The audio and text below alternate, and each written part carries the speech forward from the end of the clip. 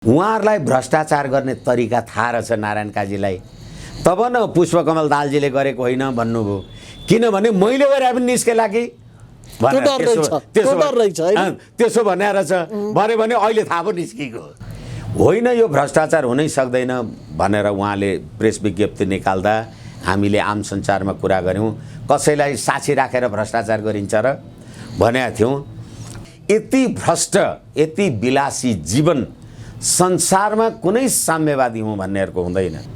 3 तोला सुन र 1 कट्ठा जग्गा भन्दा बाहेक मेरो केही छैन भनेर भन्ने पुष्पकमल दाहालजीको पार्टीका मान्छेहरू अहिले अरबौं खरबौंको बारेमा अथवा घरमा परिवार एकजना बिरामी हुँदा विदेशमा उपचार गर्न जान सक्ने अवस्थाका मान्छेहरू यस्तै प्रकारका भ्रष्ट चरित्र र अब गर्दा गर्दै कोही एउटा मान्छे पनि सधैँ चाहिँ देखेन छोडेपछि नारायण काजी श्रेष्ठ प्रवृत्ति भन्नुस् कि केपी ओली भन्नुस् कि पुष्पकमल भन्नुस् कि बाबुराम भट्टराई भन्नुस् कि शेरबहादुर देउवा, यिनै सब प्रवृत्तिहरूलाई हेरेर अनि जनताले गणतन्त्रप्रतिको वृत्ति जम्मै 2.5 करोडको मात्र कुरा गर्नुभएको रहेछ उहाँले, धेरै होइन। 2 वर्षको अगाडिको चुनावमा राज संस्थाको एजेन्डा लिएर जाने पार्टीले 1 सिट जित्यो क्या, त्यो पनि नेकपाकै मान्छेले भोट हालेर। यो थोत्रे कुरा नगरौँ न भने यो होइन, यो कुरा होइन त, जन्म दियो होइन होइन नेकपाका मान्छेले भोट हालेर राजेन्द्र यो कुरै नगर्नु न, यो कुरा यो म सुन्न पनि चाहन्न। वरिष्ठ अधिवक्ता, राजनीतिक विश्लेषक, अभियन्ता पनि भन्नु पर्ला। अब विष्णु भट्टराई हामीसँग हुनुहुन्छ, यहाँलाई हार्दिक स्वागत छ सर। हजुर धन्यवाद, नमस्कार। अभियन्ता चाहिँ मैले यसकारण पनि भने कि पछिल्लो समय केही सक्रियता सरको पनि देखियो। हिजो एउटा विशाल सभालाई यहाँले सम्बोधन पनि गर्नुभयो। हजुर, हिन्दू राज्य स्थापना का सन्दर्भमा अलि बढी हुन त त्यहाँ राज संस्था पनि सँगै जोडेर आएको होला। त्यो आन्दोलन चाहिँ केका लागि गर्नुभएको थियो? साँच्चै अब यो यस्तो माहौल अहिले लगेको छ कि फेरि अछुतो चाहिँ रहनु हुँदैन है, विष्णु भट्टराईहरू पनि एकतिर त देखिहाल्नु पर्ला, फेरि सोसाइटीमा नपरेला भनेर हो कि के हो? त्यहाँबाट सुरु गरौँ न कुराकानी।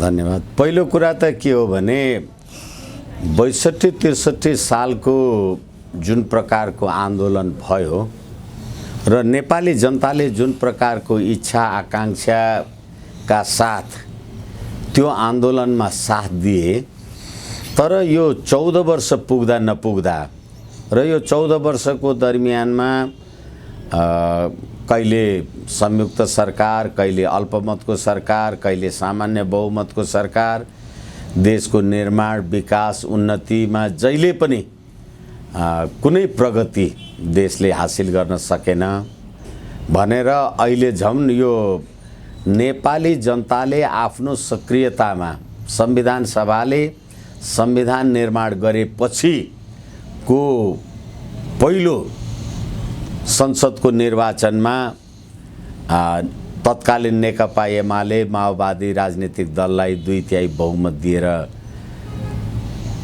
राज्य सत्तामा पुर्याए पनि कुनै पनि हालतमा नेपाली जनताले सुख सुविधा समुन्नति पाएनन् र अहिले हिजो एउटा कुनै मान्छे, एउटा परिवार राजा हुन्थ्यो, अहिले देखादेखि त 8वटा राजा छन्, 90 देखि त अब 761 वटा राजा भइसके, जसलाई कानुन लाग्दैन, जसले जनतासँग कर उठाउने र त्यो कर उठाएको पैसा चाहिँ आफ्नो भौतिक सुख सुविधामा खर्च गर्ने, नेपाली जनताको आर्थिक स्तर उन्नति नहुने र गर्दा गर्दै अहिले ट्रान्सपेरेन्सी इन्टरनेसनलको रिपोर्ट अनुसार एसियाका 17 राष्ट्रहरूमध्ये सबैभन्दा बढी भ्रष्टाचारको प्रथम श्रेणीमा नेपाल आएको कुराले गर्दाखेरि पनि यो राज्य सत्ताले, यो व्यवस्थाले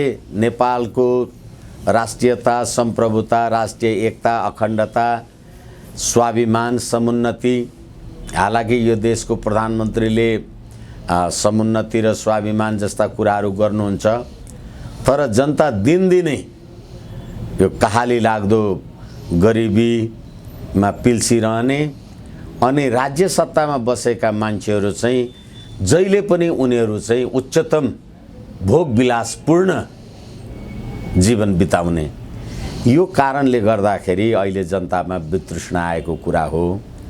र अर्को कुरा मैले दुःखका साथ निवेदन गर्दछु, अथवा गर्नुपर्छ। हामी धर्मनिरपेक्ष देश भन्यौँ, हामीले धर्मको नाउँमा 10-10 दिन 7-7 दिन दसैँमा छुट्टी गर्छौँ अनि त्यहाँबाट धार्मिक स्थलहरूमा जानु पर्यो भने कोरोना महामारी देखाएर जनतालाई जानबाट रोक्छौँ। मुकुन्द नर्मडेजीहरू आउनुभयो भने पहिले उनीहरूलाई सलाम गरेर ती देवस्थलका ढोकाहरू खोल्छौँ। अनि त्यति मात्रै होइन, संसदमा बसेका, यो त नेपाली जनताले सुने भने पनि के हुने होला, हालाकि सुनिराखेकै होलान्, संसदमा रहेका संसद सदस्यहरूले दसैँ पेस्की खान्छन् भनेको। ए बाबा, यो देशको कर्मचारी, प्रशासन आदि इत्यादि, अनि मैले तिरेको कर चाहिँ तपाईँ दसैँ पेस्की खानुहुन्छ। दसैँमा चाहिँ नेपाली जनतालाई सरकारले, राज्यले, राष्ट्रले के दियो? यो अझ अहिले त अब यो विश्वव्यापी कोरोना महामारीको कुराले गर्दा झन् अर्को आतंक छ, रोगको आतंक र भोकको आतंक। ठिक छ, अहिले सबै निक्लिएका छन्, धेरै निक्लिएका छन् भनौँ, सबै निक्लिएका भन्दा पनि त्यो भिडियोमा विष्णु भट्टराईहरू पनि पहिल्यैदेखि भनिरहनु भएको थियो, अहिले पनि निक्लिनु भयो।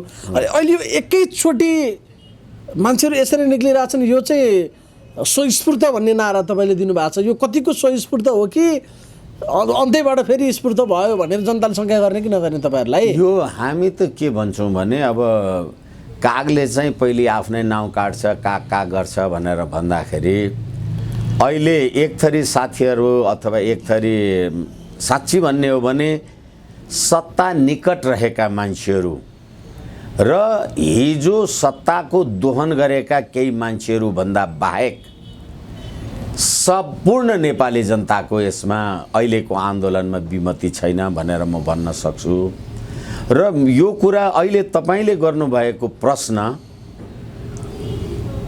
जो मान्छेहरूले यो कुरा कसैको प्रायोजनमा आदि इत्यादि भनेका थिए, म तिनीहरूलाई जिम्मेवारीका साथ प्रति प्रश्न गर्न सक्दछु।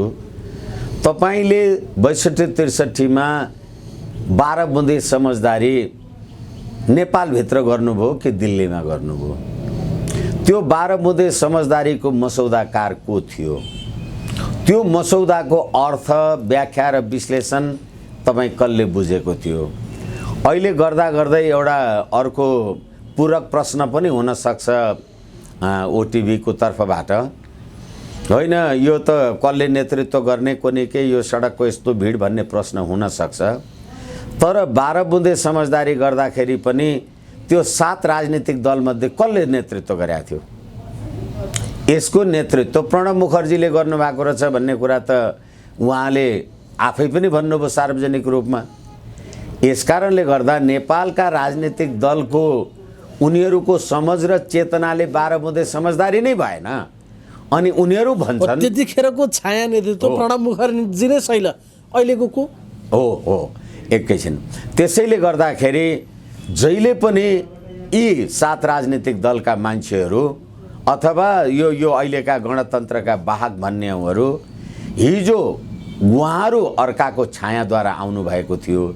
अहिले नेपाली जनता स्वतस्फूर्त सडकमा निस्किँदा होइन यिनीहरू पनि कसैको छायाको भरमा आएका हुन् भनेको मात्रै हो।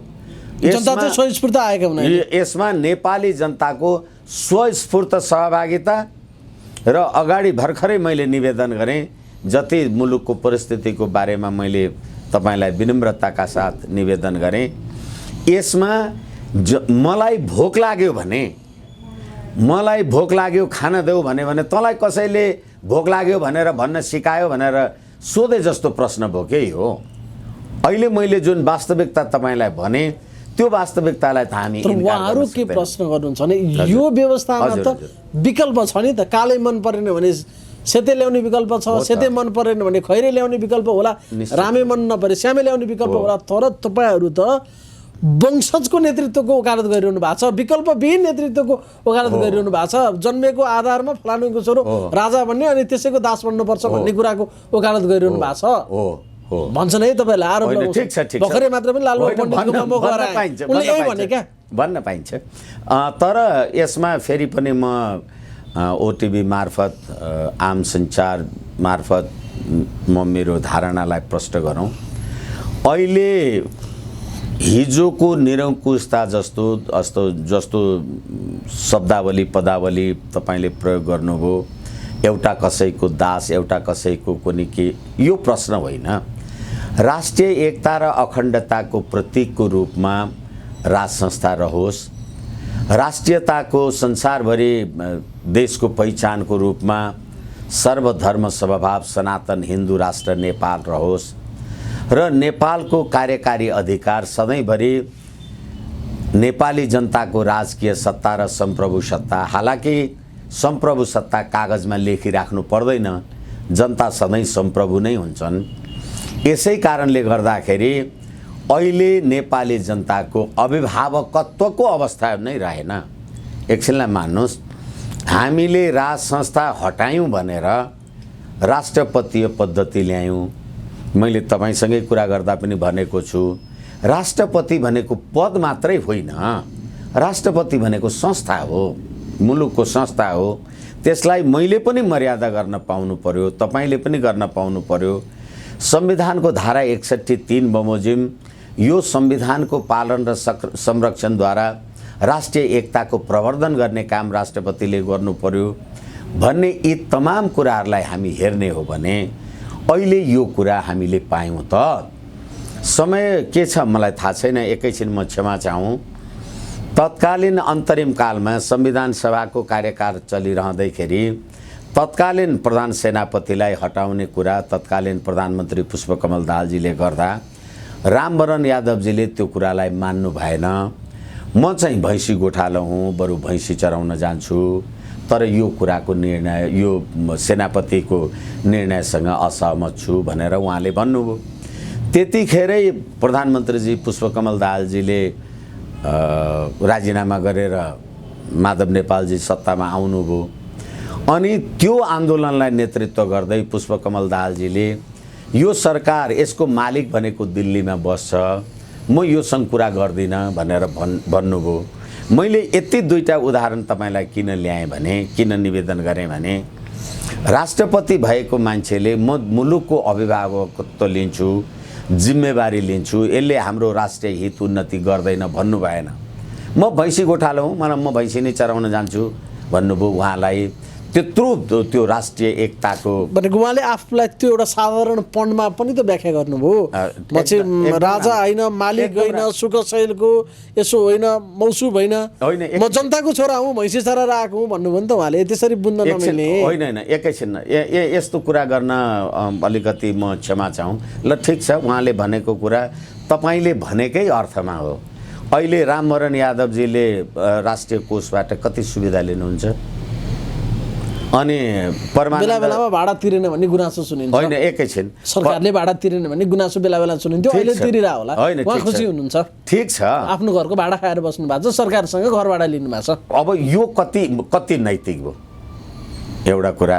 र अर्को कुरा, परमानन्द झाजी भन्नुको मैले यो कुरा किन भनिराखेको छु भने अहिले हामीले यसरी भूतपूर्वहरूलाई, कतिवटा भूतपूर्वलाई यो देशले पालेको छ र तपाईँ राष्ट्रपति नभएको कारणले गर्दाखेरि हिजो रामवरण यादवजी राष्ट्रपति नहुँदाखेरि घरको भाडा आफै तिर्नुहुन्थ्यो त। अहिले त्यो राज्य कोषको सुविधा उहाँले किन हासिल गर्नु पर्यो? के योगदान गर्नुभएको छ राष्ट्रलाई? गरिराख्नु भएको छ। अहिले भन्नुहोस् न, कर्मचारी नै, निजामती कर्मचारीहरू नै राजनीतिक दलसँग आबद्ध भएर खण्डीकरण भएका छन्। मेरो एउटा काम हो, कुनै केही पर्यो र म राजनीतिक कुनै दलसँग आबद्ध छैन भने मेरो काम गर्न मलाई कति आपत परेको होला। म तपाईँलाई उदाहरणका लागि भन्न सक्छु, एउटा तुलसीपुर दाङको कुनै एउटा महिला मान्छे, उनी विवाहित मान्छे, उनको बच्चा बच्ची पैदा भएन, बच्चा पैदा नहुँदै लोग्ने मर्यो, अंश गरेर छुटिएको सम्पत्ति ती महिलालाई अहिले उपभोग गर्न दिएको छैन। वडा अध्यक्षले मालपोतमा सिफारिससम्म लेखेर दिँदैन। मैले यो कुरा किन निवेदन गरिराखेको छु भने हामीले एक त अनेकन राजाहरूको फर्म्याट गऱ्यौँ। मैले अघि 8वटा राजा अथवा 763वटा राजा, 61वटा राजा भनेर भने, तपाईँहरूले पनि, आम सञ्चारले पनि हेरिराख्या होला। राष्ट्रिय गानबाट सलाम गरेर प्लास्टिकको टोलमा चढेर अहिले कानुन नलाग्ने र सलामी खाने राजाहरू कति छन्। ती भूतपूर्वहरूले पाउने सुख सुविधा र मैले फेरि पनि भने दसैँ पेस्कीको कुरा अघि मैले कुरा गरेँ, ती सम्पूर्ण मान्छेहरूलाई यो अहिले दसैँ पेस्किँदा हेर्नुहोस् त त्यो नगरपालिका प्रदेश सरकार अथवा संसद सदस्यहरूले लिएको सुविधा हेर्नुहोस् त कसरी मुलुक चल्छ भनेको कतिन्जेल चलाउने। यो तपाईँहरूलाई त ठिक छ, तपाईँको आफ्नो ठाउँमा तर्क छ होइन, हजुर ठिकै छ। यो सम्भवै नभएको तपाईँलाई त के हुन्छ भने आर्यघाटमा लगेर जलाइसकेको त्यो अस्तु फेरि उठेर मान्छे बनेर आउला र शासन गर्ला भनेर कति भ्रममा मात्नुहुन्छ तपाईँहरू। त्यो सम्भवै छैन, जनताले यसलाई रोजिसके। यो मैले गरे होइन क्या, यसो भन्छन् क्या तपाईँहरूलाई होइन। तपाईँले अब उहाँहरूले भन्नुहुन्छ भन्ने कुरालाई रिफ्लेक्ट गर्नुभयो, तर उहाँहरूले कति राम्रो कुरा भन्नुहुन्छ भने नि त्यो आर्यघाटमा सेलाइसकेको लास भइसकेको खरानी भइसकेको भन्ने कुरालाई लिएर अझ कोरोना लागेर त परिवारले पनि छुन नपाएर अर्कै सेनाले लगेर डढाइदिइसकेको त्यस्तोसँग किन तर्सेको त भने सडकमा आएको लासहरू आयो कि मान्छेहरू आयो कि नेपाली जनता आए। यसको बारेमा यदि यसको तपाईँलाई उनीहरूले सुनाए जस्तै अवस्था हैसियत परिस्थिति थियो भने हिजो तिनै जनता सडकमा आएर तपाईँको पक्षमा नारा लगाउँदा सेलाइसकेको डढाइसकेको गनाइसकेको नहुने, अहिले तिनै जनता चाहिँ आफ्नो अर्को कुरा लिएर आयो भने डढाइसकेको हुने, डढाइसकेकोसँग तर्सिनै परेन।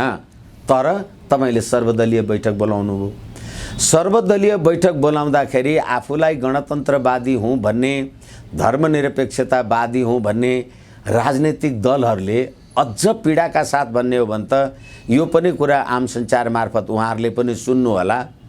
उपेन्द्र यादव जस्ता मार्काका मान्छेहरू जसले यो संविधान बनाउँदा बहिष्कार गरे र आफू पटक पटक उपप्रधानमन्त्री भएर राष्ट्रिय झण्डा गाडीमा फहराएर हिँडे अनि त्यही संविधान दिवसको दिन त्यही संविधान डढाएर हिँडे, यो भन्दा ठुलो गाई जात्रा त्यो चाहिँ देख्छन् कि देख्दैनन् नेपाली जनताले?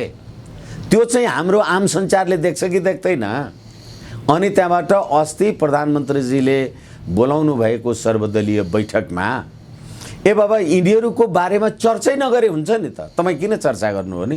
तपाईँ तर्सिनुभयो, तपाईँ धमिलो पानीमा माछा मार्न खोजे, गलत तरिकाले चाहिँ अफवाह फैलाए, राजावादीहरूले मौका छोप्न खोजे।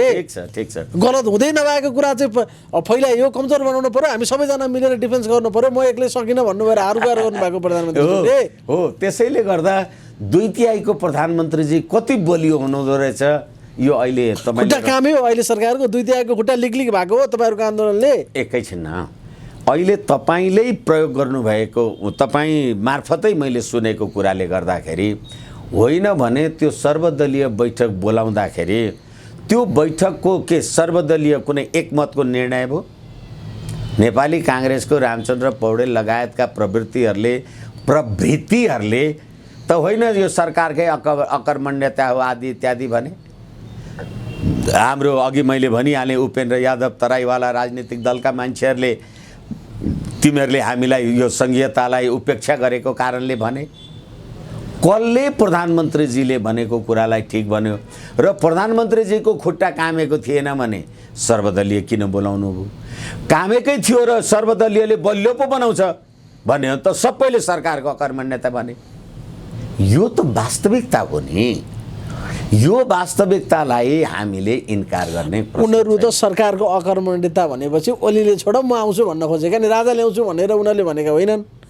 कस्तो कुरा गर्छन्? सरकारको अकर्मण्यता नेपाली काङ्ग्रेसले भन्यो, ज्ञानेन्द्र ल्याउनलाई भन्यो कि शेरबहादुर ल्याउनलाई भन्यो भन्ने प्रश्न गर्नु पर्यो नि। त्यसो होइन, यो कम्पेरिजनै मिलेन। हामीले अहिले शेरबहादुर केपीजी अथवा प्रचण्डजी कोजीसँग यो राज संस्था भन्ने कुरा तुलना गर्न मिलेन। मैले तपाईँलाई जम्मा के भनेको भने गणतन्त्र ल्याउनका निमित्त तपाईँ हामी अथवा यी अहिले जो हामीले नाउँ लियौँ उहाँहरू सबै एकमत हुनुहुन्थ्यो र सडकमा राज संस्थावादी हिन्दू राष्ट्रवादी मान्छेहरूको आन्दोलनले त्यो कुरालाई रिफ्लेक्ट गर्न, त्यो कुरालाई सम्बोधन गर्न, त्यसलाई नियन्त्रण गर्न बोलाइएको बैठक हो भने त्यो पार्टमा चाहिँ उहाँहरूको एकमत हुनु पर्थ्यो।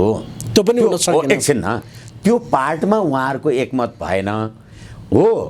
गणतन्त्र सङ्घीयता र धर्मनिरपेक्षताको पार्टमा एकमत भएर होइन यो राजावादीहरूको सडक आन्दोलनको कुरा त आपत्तियोग्य कुरा छ, त्यसमा हामी एउटा प्रस्ताव पास गरौँ अथवा आपत्तियोग्य भयो भन्ने सहमतिमा पुगौँ, र साथसाथै अहिले सरकारले यो काम गरेर असफल भयो भन्ने कुरा भनेको भए पो उहाँहरूको गणतन्त्रसँगको एकरूपता भन्ने कुरा देखिन्थ्यो।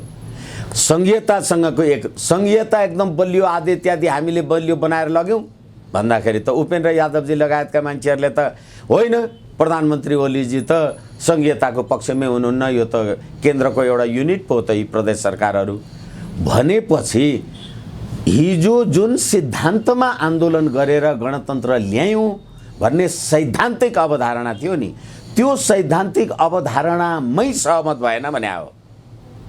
यसै कारणले गर्दाखेरि उहाँहरूले त सरकारले त फरमान जारी गरेको थियो नि त यो जुलुस नगर्नु भनेर, तर यो सरकार अथवा अहिले जुन गणतन्त्रवादी साथीहरूले तपाईँहरू मार्फत जे कुरा भनिराख्नु भएको होला, तपाईँहरूले बनाएको नेपालको संविधानको धारा 270 जो निर्वाचन आयोगसँग निर्वाचनसँग सम्बन्धित छ, कुनै एउटा राजनीतिक विचारधारा मात्र, कुनै एउटा व्यवस्थासँग विश्वास राख्ने मात्र दलले निर्वाचनमा भाग लिन पाउने गरी बनाएको कुनै कानुन व्यवस्था बन्दोबस्त त्यो चाहिँ यो संविधानको प्रतिकूल हुन्छ र सधैँ बदरयोग्य हुन्छ भनेर 270 मा लेख्यो।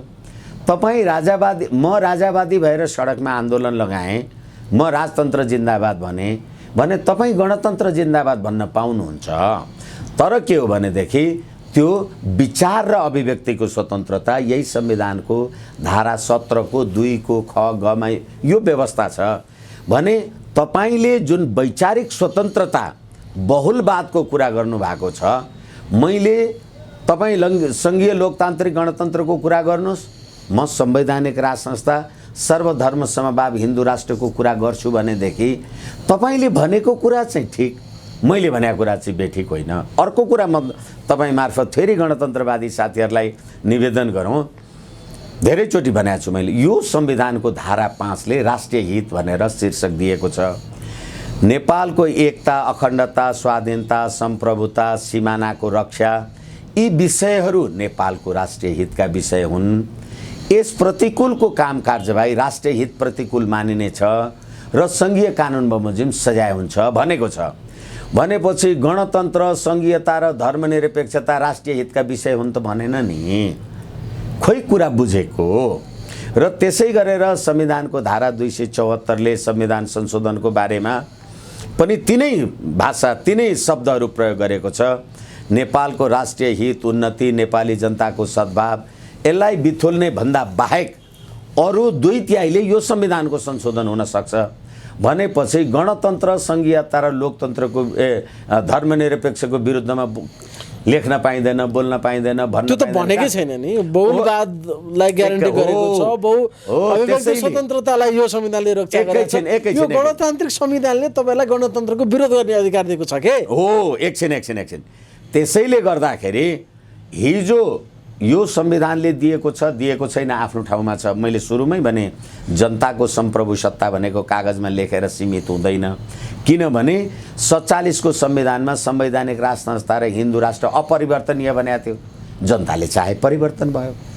यसै कारण गणतन्त्रवादी हुँ भन्ने साथीहरू हामीले सडकमा संवैधानिक राज संस्था, हिन्दू राष्ट्रको पक्षमा नारा जुलुस जे गर्यौँ भनेदेखि त्यो गर्दाखेरि यत्रो थर्किनु पर्ने र गृह मन्त्रालयले सर्कुलर जारी गरेर यिनीहरूको आन्दोलन रोक्नु भनेर भन्नुपर्ने असंवैधानिक काम त सरकारले गर्यो।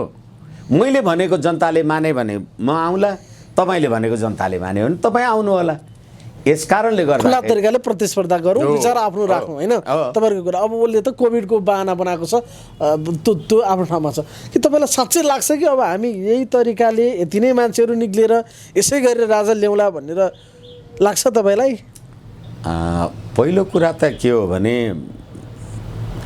राजनीतिमा politics is a game of possibilities, राजनीति सम्भावनाको खेल हो। जतिखेर जे पनि हुन सक्छ, तर के हो भनेदेखि त्यो जतिखेर जे पनि हुन सक्छ भन्ने कुराको निर्धारण कसले गर्ने हो भनेदेखि हामी कहिलेकाहीँ के भन्छौँ, अथवा कानुनी भन्नुहोस् अथवा संवैधानिक राजनीतिक जेसुकै भन्नुहोस्, यो लोकतान्त्रिक व्यवस्थामा हरेक 5 वर्षमा निर्वाचन हुने व्यवस्था किन गरिन्छ भनेदेखि the constitution is the changing mode of society भन्छ। जनताको चेतनाको स्तर जब जब परिवर्तन हुँदै आउँछ तब तब संविधानहरू परिवर्तन हुँदै जान्छन्। आज मैले तपाईँलाई भोट दिएँ भनेदेखि म आजीवन तपाईँलाई आज भोट दिएपछि चुनाव नहुनु पर्ने नि, तर किनभने 5 वर्ष तपाईँले गरेको काम कारबाही हेरेपछि होइन यिनीहरूलाई भोट दिएको ठिक भएन भने अब मेरो सोचाइ बदलियो, अब म अर्कोलाई दिन पाउँछु अथवा अर्कोलाई गर्नु। त्यसै गरेर यो गणतन्त्र स्थापना गऱ्यौँ भनेर जुन 14 वर्षको यो दरमियानमा पुग्यो, यो दरमियान अन्तर्गत कसुरदार मान्छेहरूले सत्यनिरूपण मेलमिलाप आयोगमा बसेर 14 वर्ष जागिर चाहिँ खाए, खर्बौँ राष्ट्रको ढिकुटी, तर अपराधी भनेका मान्छेले सजाय पाएन, काम कारबाही भएन, पीडितले अहिलेसम्म पनि न्याय पाएन। यस कारणले गर्दाखेरि अब फेरि जनताको मोड चेन्ज हुँदैन। The constitution is the changing mode of society भने चाहिँ अब जनताको चेतनाको स्तर फेरि होइन यो होइन रहेछ, यो पो हुनुपर्ने रहेछ। मिल्छ, जनताले अद्यावधि गर्न सक्छन्, परिवर्तन गर्न सक्छन्, छनौट गर्न सक्छन्, ती सबै कुराहरू अहिलेको संविधानले ग्यारेन्टी गरेको छ। अपरिवर्तनीय संविधान छैन, 2/3ले निर्णय गर्यो भने राज संस्था नै फेरि पुनर्स्थापित पनि गर्न सक्ला। त्यो बाटो चाहिँ जानु पर्यो नि त। किन तपाईँहरू आन्दोलनको भोलि निर्वाचनमा आउनुहोस्, भाग लिनुहोस् भनिरहेको छन् क्या ती मान्छेले? आउनुहोस् न, पूर्व राजालाई आउनुहोस्, निर्वाचनमा आउनुहोस्, भाग लिएर पछि राजा बन्नु होला। यसो होइन, सक्नुहुन्छ भने ल्याएर देखाउनुहोस्, प्रतिस्पर्धा गर्न हामी खुल्ला छौँ भनिरहेको छन् कतिपय मान्छेहरूले। त्यो बाटो चाहिँ नजाने, अनि माइती घरमा आएर राजा ल्याउँ देश बचाउँ भनेर आउँछ त राजा। होइन, एकैछिन यो अलिकति घुमौरो भयो प्रश्न। होइन होइन होइन होइन सिधै छ, ठिकै छ, तर अलिकति यसमा बुझमा चाहिँ तलमाथि भयो। हुन त तलमाथि नभए त वाद विवादै हुँदैन। प्रश्न के हो भनेदेखि म जहाँ छु त्यहाँबाट म आवाज उठाउँछु। म सडकमा छु भने मैले सिंहदरबारबाट आवाज उठाउन सक्छु। मैले आवाज, जनताले आवाज उठाउने भनेकै सडकबाट हो। हिजो 62-63 को आन्दोलन भन्नुहोस् अथवा 36 साल 46 साल 47 सालका आन्दोलन भन्नुहोस्, आन्दोलनहरू त जहिले पनि सडकबाटै उठ्ने हो। र सडकबाट हामीले उठाएको आन्दोलनमा जनताको सहभागिता बढ्दै गएर अनि न त्यो कालान्तरमा मतमा परिणत हुने हो। अनि आवाज उठाउने ठाउँ सडक होइन भने कहाँ? भनेको तपाईँहरूको चाहना चाहिँ मतबाटै हो परिवर्तन गर्ने चाहिँ, संविधानबाटै परिवर्तन गर्ने हो, विद्रोहबाटको होइन बाटो होइन तपाईँले चाहेको। किन भनेदेखि राज्य सत्ता भनेको कि शस्त्र बल कि शास्त्र बल। माओवादीहरूले 17,000 मान्छे मार्यौँ, अथवा यसमा फेरि अहिले लामो नजाउँ, त्यसमा मार्ने मराउने काम भएकै हो, यसमा विवाद छैन। तर त्यति मान्छे मारे पनि राजा ज्ञानेन्द्रले प्रतिनिधि सभा पुनर्स्थापित गरिदिएपछि गणतन्त्र ल्याउँछु, गणतन्त्र मान्छु, गणतन्त्र राजतन्त्रको विरोधी हुँ भन्ने राजैले प्रतिनिधि सभा पुनर्स्थापित गरिदिएपछि अनि तपाईँ हिजो बन्दुक शस्त्र चलाउनु भयो होला, अनि त शास्त्रमा आउनुभयो नि। 2063 जेठ 4 गते प्रतिनिधि सभा बस्यो नि, राजाले राखिदिएको प्रतिनिधि सभा। अनि त्यो प्रतिनिधि सभाले तपाईँहरू हिजो बन्दुक बोक्ने मान्छे मार्ने जे गर्नुभएको थियो तपाईँहरूलाई पनि पार्लियामेन्टमा ल्यायो होला नि। हेर्नुहोस् त, शस्त्रले तपाईँ जे गर्नु भए पनि आखिर शास्त्रमा आउनु पर्यो। त्यही प्रतिनिधि सभा घोषणाको दफा 4ले के भनेको छ भने अबदेखि राजगद्दी राजपरिवारको जेठो सन्तति राजगद्दीको उत्तराधिकार हुनेछ भन्ने व्यवस्था छ। अबदेखि प्रसाद सेवाका कर्मचारीहरू निजामती कर्मचारी सरह हुनेछन् भन्ने प्रतिनिधि सभा घोषणा 2063 को दफा 4मा यो कुराको व्यवस्था छ। यो कुरालाई संविधान सभाको निर्वाचन गर्दाखेरि पनि हामीले राजतन्त्र कि गणतन्त्र भन्ने कुरा गरेनौँ। आन्दोलन पछाडि बसेको प्रतिनिधि सभा घोषणाले राज संस्थाको निरन्तरतालाई ठाउँ दियो। ठिक छ, अहिले पनि अब त्यसैले जनताले सडकबाट राज संस्थाको पक्षमा नारा लगाइराखेका छन् भने त्यो भोलि निर्वाचनको पद्धतिद्वारा भनेको यो चाहिँ जाने त निर्वाचनको पद्धतिमै गएर त्यसको परिणाम ल्याएर संविधान संशोधनै गरेर जाने हो कि विद्रोहको माध्यमबाट हिजोकै जसरी हिजो पो राजाले दिए त आजका राजाले त त्यसरी दिनेवाला छैनन् फेरि। एकछिन तपाईँ अहिले गर्दा गर्दै प्रिय लागे पनि अप्रिय लागे पनि मैले धेरैचोटि भनेको छु, मलाई लाग्छ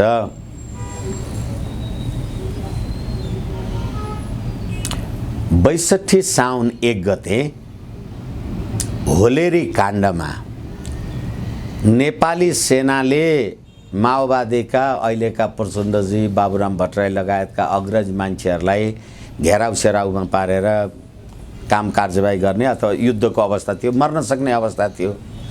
त राजा ज्ञानेन्द्रले त्यो सेनालाई शक्ति प्रयोग गर्नबाट रोक्यो भनेर गिरिजाप्रसाद कोइरालाजीले आफ्नो असन्तुष्टि सार्वजनिक गर्नुभएकै हो, तत्कालीन प्रधानमन्त्रीजीले।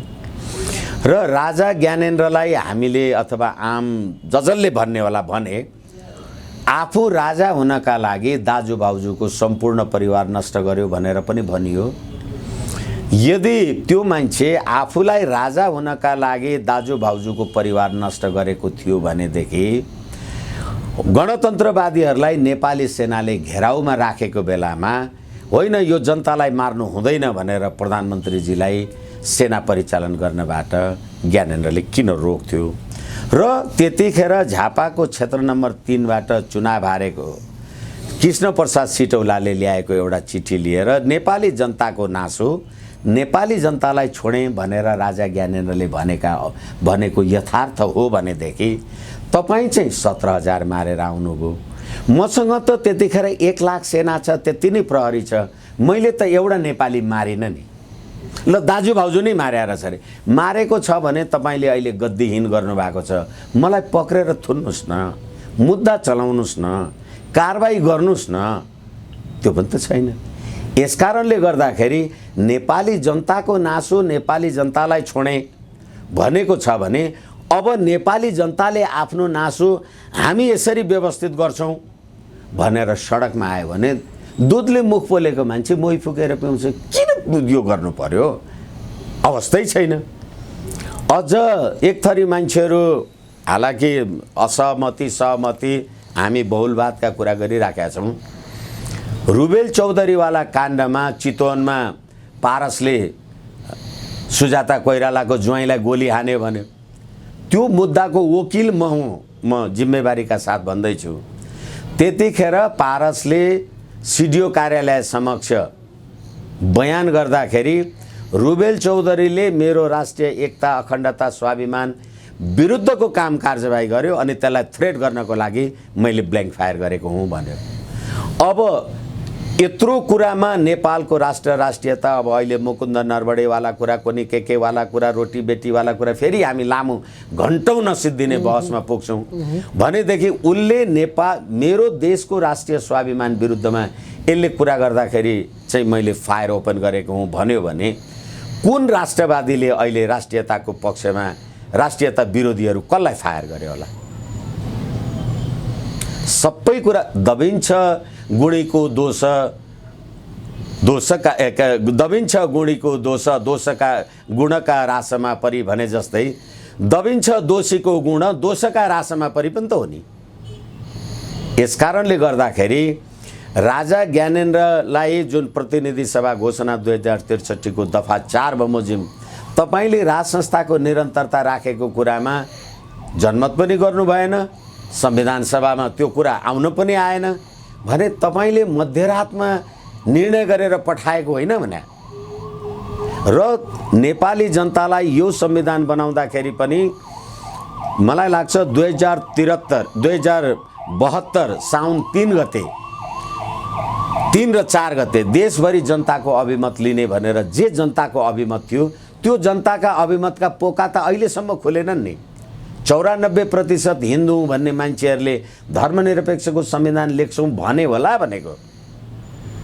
यसकारणले गर्दाखेरि जनता सडकमा आए भन्दैमा अथवा अहिले तपाईँले धर्मनिरपेक्ष राष्ट्र भन्दैमा तपाईँ पार्टीको एउटा नेता हुनुहुन्छ, हरेकको घरमा पूजा कोठा छ, अनि घन्टी पनि बिस्तारै बजाउनुहुन्छ अरूले नसुन्ने। यो एजेन्डा चाहिँ भोलि कसले बोकेर जान्छ? तपाईँ कुरा मतबाट नै ल्याउने भन्नुभएको सफ्टवेयरमा जानुभयो। मैले यो कन्टेन्ट टुङ्ग्याएँ अनि फेरि कुरा गरौँला। तपाईँ त्यो अलिक बिस्तारै घन्टी बजाउनुहुन्छ किनभनेदेखि तपाईँ गणतन्त्र पार्टीको नेता हुनुभएको छ, धर्मनिरपेक्ष पार्टीको, अनि ऊ कार्यकर्ताले सुन्ला भनेर त्यो आफ्नो धर्म सापेक्षता चाहिँ गर्नुहुन्छ, अनि बाहिर रहेर कार्यकर्तालाई निरपेक्षता भन्नुहुन्छ। यो चरित्र र फेरि अब भर्खरै तपाईँले भन्नुभए अनुसार ठिक छ, नेपाली जनताले आन्दोलन गरे, नेपाली जनता सडकमा आए भने यसले राष्ट्र विप्लवको कुरा त गरेका छैन।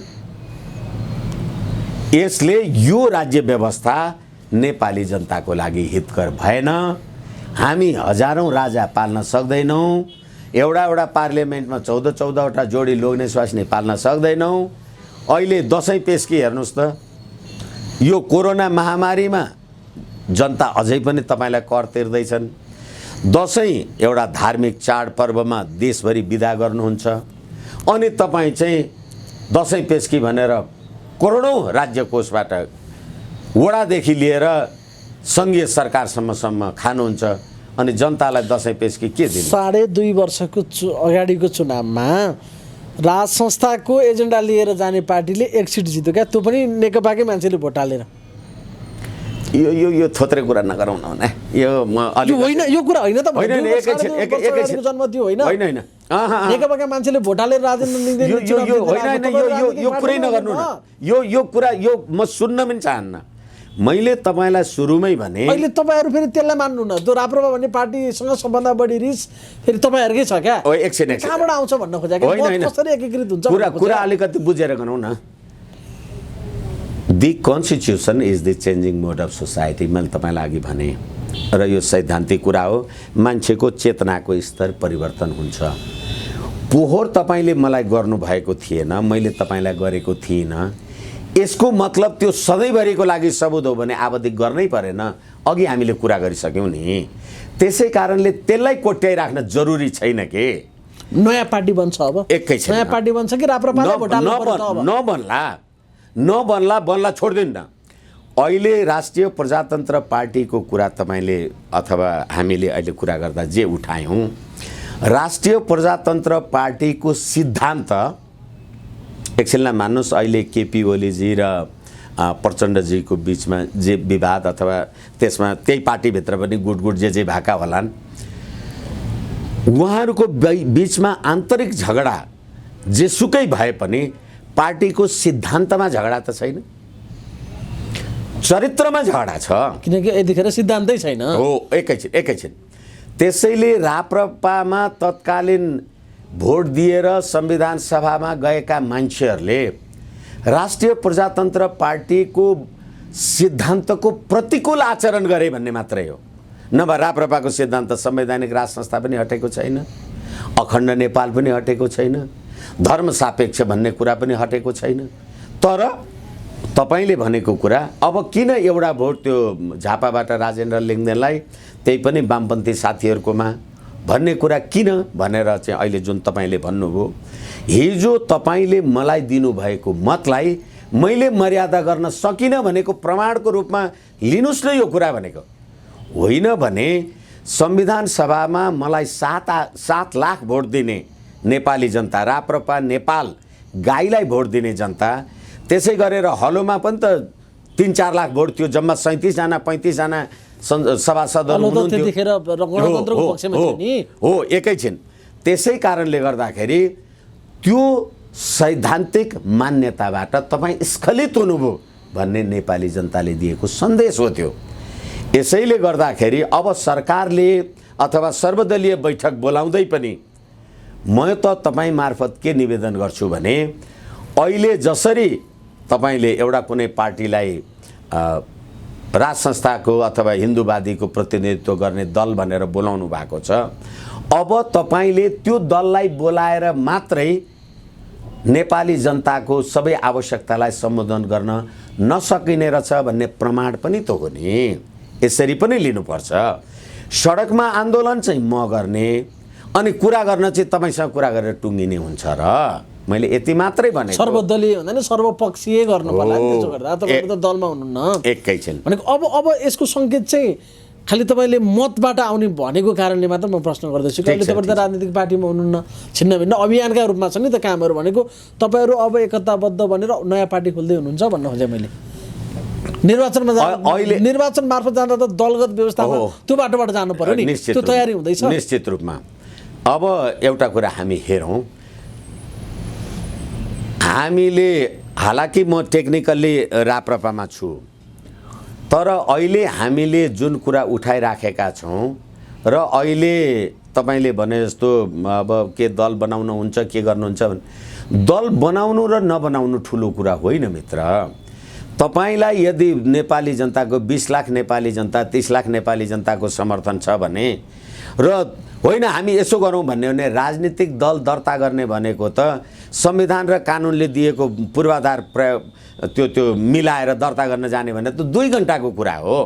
देशभरि तपाईको जनमत भयो नेपाली जनता भए भने राप्रपा नै पनि हुन सक्ला अथवा नयाँ राजनीतिक दल पनि आउन सक्ला किनभने राजनीतिक दल दर्ता गर्न त हामी कहिले रोक्दैनौँ जहिले पनि खुला हुन्छ। तर अहिले के हो भने नेपाली जनताको संवैधानिक राज संस्था हिन्दू राष्ट्र र धर्म यो संघीयताको विरुद्धमा जुन प्रकारको आवाज हो त्यसलाई हामी अहिले आन्दोलित गरिरहन्छौँ। भोलि परिस्थितिले जे कुरा निर्धारण गर्ला मैले अघि धेरै आम सञ्चारका साथीहरूलाई निवेदन गरेको छु जब नीतिको निर्धारण हुन्छ नेताको लागि चिन्तै गर्नु पर्दैन। नीतिको नेता हुन्छ नेताको नेतृत्व हुन्छ। अहिले नीतिको बारेमा हामी एक ठाउँ आइरहेछौँ। आज यसले आन्दोलन गरे होला भोलि उसले सडक जाम गरे होला त्यसले गरे होला। यसै कारणले गर्दा ती जनताको कन्सोलिडेट इफोर्टले दल दर्ता गर्ने भन्ने कुरा ठुलो होइन त 10 मिनेटमा पनि दर्ता हुन्छ। तर विचार र व्यवहार नीति नेतृत्व नीति नेता र नेतृत्व त्यसको मात्रै कुरा हो र यो संविधानलाई गणतन्त्रको संविधानलाई संस्थागत गर्नेहरू नै राज संस्थाको राज्य व्यवस्था ल्याउँछौँ भन्ने मान्छेहरूले यो संविधानमा सही छाप गरेर गणतन्त्रको संस्थागत गरे भने ती मान्छेलाई नेपाली जनताले पत्याउँछन् त तपाईँ हो भने पत्याउनुहुन्छ त। अनि संविधानमा सही नगरेर उपेन्द्र यादवहरू पनि त पटक पटक उप प्रधानमन्त्री भए राज्य सत्तामा पुगे तर गणतन्त्रको राष्ट्रपतिलाई सही छाप गरेर संवैधानिक राजतन्त्र ल्याउँछु भन्ने चाहिँ यो सधैँ दिमागको उपज होइन भनेको पो त जनताले। ठीक छ अब एकातर्फ विप्लवले हत्या हिंसाको बाटो सुरु गरेका छ हजुर शिक्षक मारेको घटना जनसरकार गठन गर्ने भन्ने यतातिर तपाईँहरू राजा ल्याउँ देश बचाउँ भनेर हिँड्ने यसले कहाँ पुर्याउन खोजेको के घटनाक्रम कि यसलाई हामीले फरक फरक तरिकाले हेर्ने कि यसको कहीँ न कहीँ इन्टरकनेक्सन हुन सक्छ। हामी यसलाई फरक फरक तरिकाले नै हेरौँ। अहिले पुरानो दिनको झल्को आउने भयो भन्न खोज्दा दुईटै पारोले होइन ठिक छ। अहिले तपाईले भन्नुभए अनुसार हिजो विप्लवजी पुष्पकमल दाहालजी रामबहादुर थापा बाबुराम भट्टराई यिनीहरू सबै एकै ठाउँमा बसेर 17,000 नेपाली जनता मार्ने मराउने काम भएको हो। त्यसमध्ये एकजना चाहिँ म हेक जान पनि तयार हुन्छु तर अब जङ्गल चाहिँ जान्न भनेर केपी ओलीसँग आउनुभयो। अर्को चाहिँ हिजो प्रचण्डहरूले जे बाटो गरेको थियो त्यही बाटो लागिराख्या हो।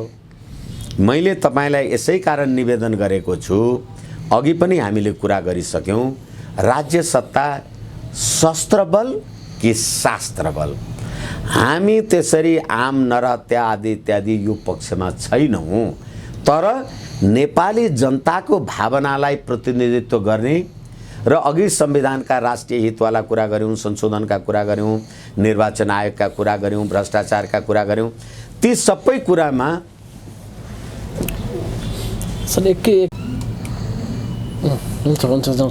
हो ती सबै कुरामा नेपाली जनताको सहभागिता संलग्नता भयो भने मैले तपाईलाई मार्नै परेन तपाईले मलाई मार्नु नै पर्दैन किनभनेदेखि यो संविधानले नै तपाईलाई त्यो बाटो दिएको छ। अब विप्लवजीहरू चाहिँ किन यो गरिराख्नु भएको छ भन्ने कुरा भन्दाखेरि जुन माओवाद भनेर 17,000 मान्छे मार्ने काम गरियो विप्लवजी प्रचण्डजी समेतको नेतृत्वमा, त्यसले भन्यो संसद भनेको खसीको टाउको राखेर कुकुरको मासु खाने काम हो भनेर उहाँहरूले जे भन्नुहुन्थ्यो, अहिले कम्युनिस्टहरू निरन्तर कुकुरको मासु खाइराखेका छन्। म चाहिँ त्यो होइन है भनेको भयो त विप्लवले। र तपाईले नेपाली जनताको जीवन धनको सुरक्षा गर्न सक्नु भएन भने त्यो राज्य सत्ताको असफलता पनि त हो नि। र अघि हामीले कुरा गरिसक्यौँ यो दसैँ पेस्की लगायतका भ्रष्टाचार लगायतका कुराहरू, मुकुन्द नरवडे लगायतका कुराहरू, लिपुलेख कालापानीका राष्ट्रियताका प्रश्नहरू, यी सम्पूर्ण प्रश्नहरूले गर्दा उहाँहरूले आफ्नो बाटो जे रोज्नु भएको होला, हामी त्यो हिंसात्मक बाटोको पक्षमा छैनौँ। अब अन्तिममा जाँदा जाँदै अर्को एउटा काण्ड फेरि चर्चामा छन्, 8 करोडवाला काण्ड। 70 करोडको अपार सफलतापछि 8 करोड काण्डले अहिले चर्चा पाइरहेछ। साधकी सन्त एकदम मजाका नेता नारायण गाई श्रेष्ठज्यूको के हो यो चाहिँ, कसरी हेर्ने यसलाई? कम्युनिस्ट आदर्श कम्युन चलाएर बस्नु भएको छ क्यारे उहाँ त। अब मैले त धेरैचोटि निवेदन गरेको छु, म नेकपा एमाले, मैले एमाले छोडिदिएँ। तपाईँ नेकपा माओवादी, तपाईँले माओवादी छोडिदिनुभयो। तपाईँ र म नेकपा नै भयौँ।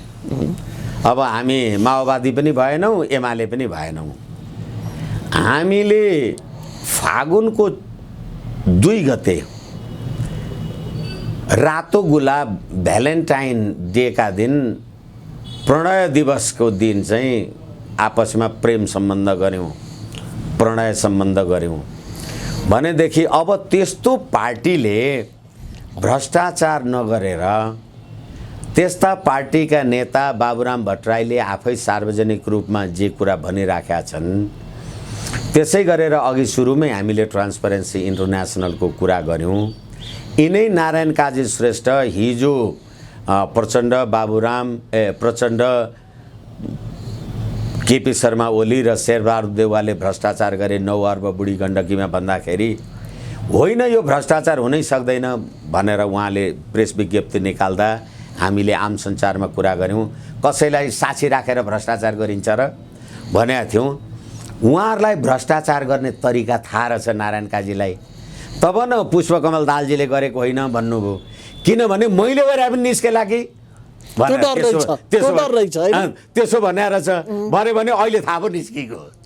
यो अहिले यसै कारणले गर्दाखेरि यति भ्रष्ट, यति विलासी जीवन संसारमा कुनै साम्यवादी हुँ भन्नेहरूको हुँदैन। सम्पत्ति आर्जन गरेर कमाएर राज्यलाई जे जस्तो प्रकारको राज्यको ऐन कानुन बमोजिम जे गर्नुपर्ने हो त्यो कुरा गरेर गर्नुस् न, तर 3 तोला सुन र 1 कट्ठा जग्गा भन्दा बाहेक मेरो केही छैन भनेर भन्ने पुष्पकमल दाहालजीको पार्टीका मान्छेहरू अहिले अर्बौं खर्बौंको बारेमा अथवा घरमा परिवार एकजना बिरामी हुँदा विदेशमा उपचार गर्न जान सक्ने अवस्थाका मान्छेहरू यस्तै प्रकारका भ्रष्ट चरित्र। र अब गर्दा गर्दै कोही एउटा मान्छे पनि सधैँ चाहिँ देखिन छोडेपछि नारायण काजी श्रेष्ठ प्रवृत्ति भन्नुस् कि केपी ओली भन्नुस् कि पुष्पकमल भन्नुस् कि बाबुराम भट्टराई भन्नुस् कि शेरबहादुर देउवा, यिनै सब प्रवृत्तिहरूलाई हेरेर अनि जनताले गणतन्त्रप्रतिको वृत्ति जम्मै 2.5 करोडको मात्र कुरा गर्नुभएको रहेछ उहाँले, धेरै होइन। मैले फेरि पनि निवेदन गरेँ, हामी जम्मा 3 करोड नेपाली। 70 करोड त गर्नु भएन नि त उहाँले, तपेर त आएन, घटेरै आयो विषय। अनि त्यो 70 करोडवाला आक्षेप लाग्नेहरू चाहिँ बढी खनिरहेछन् क्या फेरि उहाँसँग। हिजो उहाँले राजीनामा दिनुपर्ने 70 करोडको कुरो लाग्ने बित्तिकै इमान्दारितापूर्वक गोकुल बास्कोटाले दिनुभयो, त्यो कानुन नलाग्ने, त्यो नैतिकता नलाग्ने नारायण गाई श्रेष्ठलाई भन्दैछन् है ती मान्छेहरूले। फेरि समस्या तिनीहरूले होइन, ती मान्छेहरूलाई मेरो तर्फबाट एउटा कुरा आम सञ्चारबाट पुगोस्। मैले त 28 वर्षको मान्छे मारेको थिएँ, मलाई 20 वर्ष कैद हुने। उसले त 56 वर्षको मान्छे मारेको थियो भने त्यसलाई 40 वर्ष हुने भने यस्ता यी कुनै तर्कहीन कुराको लागि अपराध हो कि होइन, भ्रष्टाचार हो कि होइन? तपाईले शान्ति सम्झौता गर्दा 2063 मङ्सिर 5 63 मङ्सिर 5 गतेको होइन 2062 मङ्सिर 5 गतेको शान्ति सम्झौता गर्दाखेरि त्यसको दफा 311 मा राजनीतिक पदमा बसेर अकुत सम्पत्ति आर्जन गर्नेहरूको सम्पत्ति छानबिन गरेर कसुर बमोजिम सजाय गरिन्छ भनेर शान्ति सम्झौतामा जजले सही छाप गर्नुभयो। यो 14 वर्षको दरमियानमा सबै भ्रष्ट रहेछन् भन्ने कुरा देखियो। अब रकमको अङ्क अब तपाईँको 5 रुपियाँ होला, उसको 8 रुपियाँ होला, त्यसको 15 रुपियाँ होला। उहाँको प्रतिक्रिया आएको छ नारायण काजी श्रेष्ठ कि म चाहिँ भ्रष्टाचार विरोधी अभियानमा लागेका कारणले मलाई बदनाम बनाउन खोजियो भन्नुभएको छ उहाँले। हो त अनि हाम्रो केपी ओलीजी पनि भ्रष्टाचारमा शून्य सहनशीलता भन्नुभयो। ट्रान्सपरेन्सी इन्टरनेसनलले होइन मेरो यो शून्य सहनशीलता भनेकोलाई राजनीतिक पूर्वाग्रह भयो भनेर भन्यो भनेर उहाँले पनि हिजो मात्रै भन्नुभयो प्रधानमन्त्रीले भ्रष्टाचार म गर्दिनँ पनि हुन पनि दिन्न, त्यो कुरामा दृढतापूर्वक सरकार लागिरहेछ भन्नुभयो। दृढतापूर्वक सरकार लागिरहेछ अनि भ्रष्टाचार तपाईँ हुन पनि दिनुहुन्न। यता रोकिन पनि रोकिएको छैन, अर्बौँका करोडौँका देखिराखेका छन्। अब भनाइमा कति पत्यार गर्ने प्रश्न भइहाल्यो नि। अब अन्तिममा जाँदा चाहिँ अब कतिपयले अहिले कि हामी राष्ट्रपति विद्या भण्डारी नै अन्तिम राष्ट्रपति हो गणतन्त्रको भन्छन्, तपाईँ पनि त्यसै भन्नुहुन्छ कि लाग्ला केही समय? तपाईँले सुरुमा गर्नुभएको प्रश्नमै यसको उत्तर छ। अहिले त्यसैले यो आन्दोलनलाई हामी निरन्तरता दिन्छौँ अनि त्यहीँबाट यो प्रश्न विद्या भण्डारी नै अन्तिम राष्ट्रपति हुन् गणतान्त्रिकको, दोस्रो र तेस्रो राष्ट्रपति। 3 जना मात्रै भाग्यमानी भन्नुहुन्छ कि अभागी भन्नुहुन्छ? होइन, म भाग्यमानी र अभागी त केही भन्दिनँ। कमसेकम उहाँहरू 3 जनामै अन्त्य भयो भने मुलुकको राष्ट्रिय एकता अखण्डता अरू दीर्घजीवन चल्ला। होइन अब अर्को पनि हुँदै गयो भने त फेरि सामन्त गोयल र हाउ वाङसीले अब भोलिदेखि यहाँ निर्णायकत्व लिने होलान् अनि त्यो अवस्थाबाट देशले मुक्ति पाउँछ। हुन्छ, महत्त्वपूर्ण समयको लागि धेरै धेरै धन्यवाद छ। मलाई पनि ओटिभीलाई बहुत बहुत धन्यवाद, मेरा आफ्ना अभिव्यक्ति राख्न दिनुभयो र यो अभियान हामी निरन्तर राखिराख्छौँ। धेरै धेरै धन्यवाद छ। हस्।